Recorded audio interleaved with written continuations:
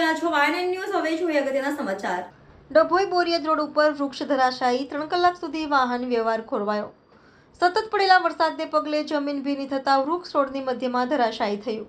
વાહન વ્યવહાર કરતા વાહન ચાલકોને પડી હાલાકી.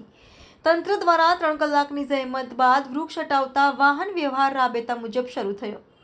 રિપોર્ટર ઉદય પંડ્યા, વાયન news, Dabhoi.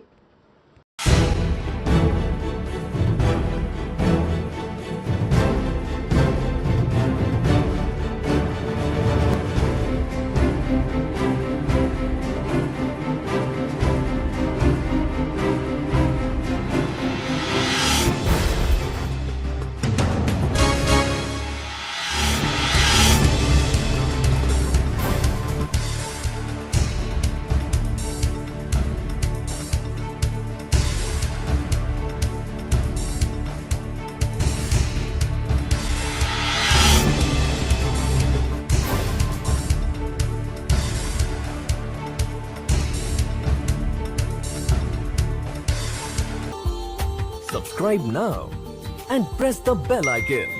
Never miss an update.